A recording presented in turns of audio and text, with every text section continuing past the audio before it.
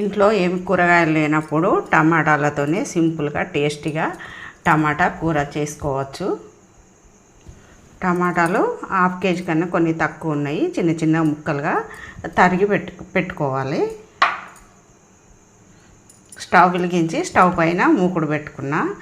ఇప్పుడు ఆయిల్ వేసుకుందాం. టమాటా కూరలో కొంచెం ఆయిల్ ఎక్కువ ఉంటేనే బాగుంటుంది. ఇప్పుడు తాలింపులో ఆవాలు జీలకర్ర వేసుకుందాం. ఆవాలు జీలకర్ర వేగిన తర్వాత ఒక ఉల్లిపాయ చిన్న చిన్న ముక్కలుగా కట్ చేసి పెట్టుకున్న ఈ ఉల్లిపాయ ముక్కలను వేసేసుకుందాం.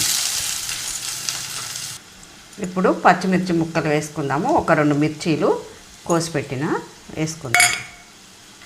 ఉల్లిపాయ ముక్కలను దూరం అయ్యేంత వరకు వేయించుకుందాం. ఇప్పుడు కొన్ని వెల్లుల్లి రెబ్బలను నలగొట్టి పెట్టుకున్న ఇవి కూడా తాలింపులో వేసుకుందాం. కొంచెం కరివేపాకు కూడా వేసుకుందాం.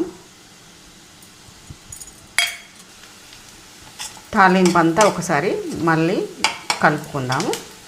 కరివేపాకు వేగేంత వరకు. ఇప్పుడు కొంచెం పసుపు వేసుకుందాం.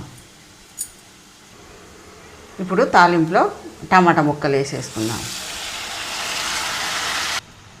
ఇప్పుడు టమాటా అంతా తాలింపులో కలిపేసుకుందాం. ఇప్పుడే కారం కూడా వేసేసుకుందాం. కారం పులుపు కదా, కొంచెం కారం ఎక్కువనే పడుతుంది.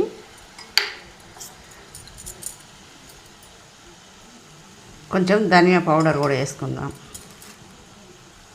సాల్ట్ కూడా ఇప్పుడే వేసేసుకుందాం, మన రుచికి సరిపడంత. ఇప్పుడు అంతా కలిసేటట్టు కలుపుకుందాం. కలిపిన తర్వాత మూత పెట్టి ఉడికించుకుందాము.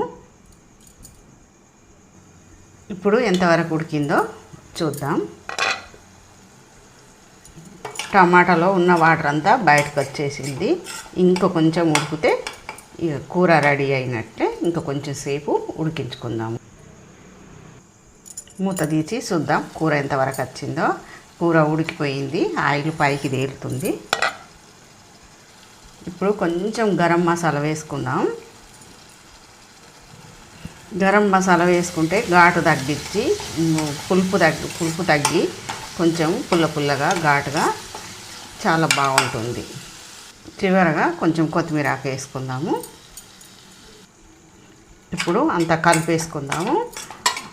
అన్నీ రెడీ చేసుకుంటే 10-20 నిమిషాలలో తొందరగా రెడీ అయిపోతుంది. పుల్లగా